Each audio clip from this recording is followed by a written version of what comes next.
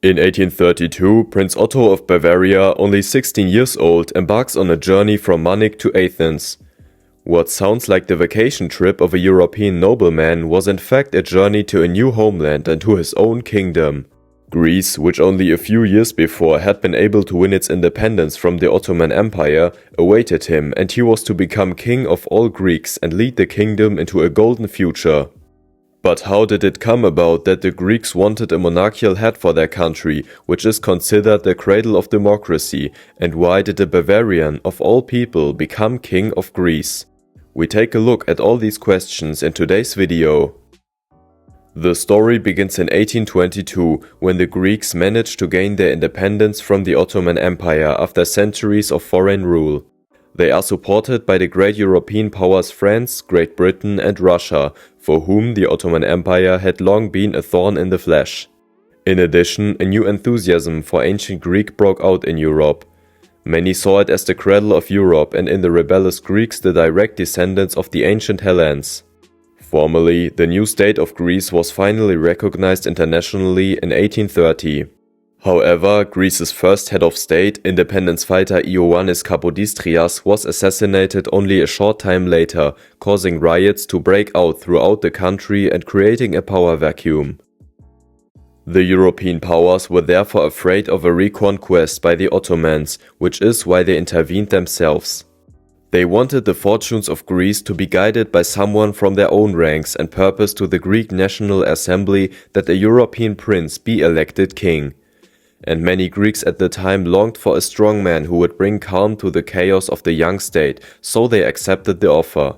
However, this was also preceded by a great deal of lobbying by the Europeans, as well as promised economic aid. It was now clear that Greece would be governed by a European foreign ruler. The only unanswered question was who should hold this office. However, since Britain, France and Russia were increasingly rivals, they could not agree on a candidate from their own ranks. So they decided to choose a nobleman from an independent, smaller dynasty that did not harbor any great power fantasies.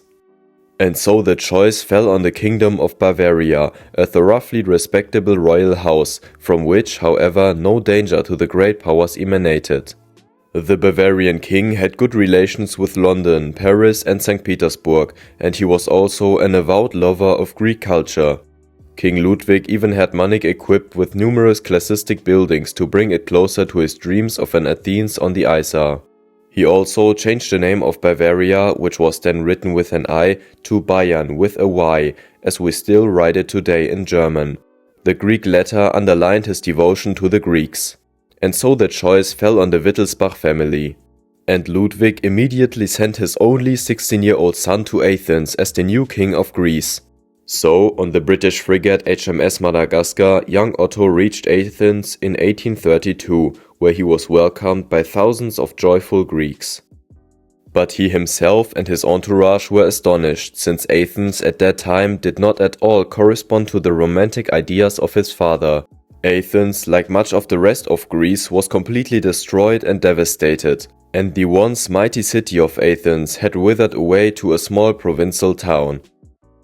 But Otto wanted to change that and lead Greece back to its old strength, and so the first political goal was to build a functioning state along Bavarian lines.